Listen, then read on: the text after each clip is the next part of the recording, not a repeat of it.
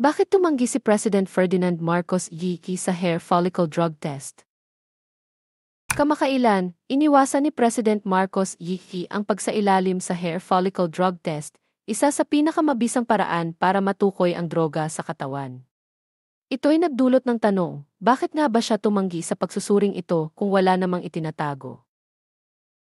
Ang hair follicle test ay mas tumpak kumpara sa ibang drug tests.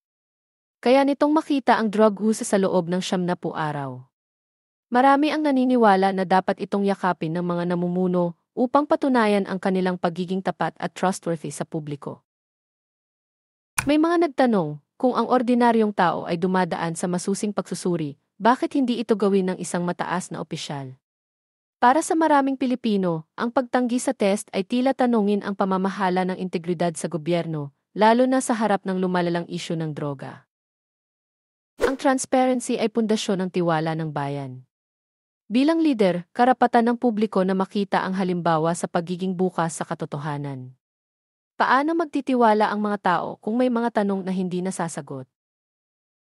Hinihikayat namin kayo, mga kababayan, na magtanong pa. Mag-tweet, mag-post at himukin ang ating liderato na ipakita ang malinaw na halimbawa ng pananagutan. Sama-sama nating iparamdam na ang liderato ay dapat palaging naglilingkod ng may katapatan at tapang.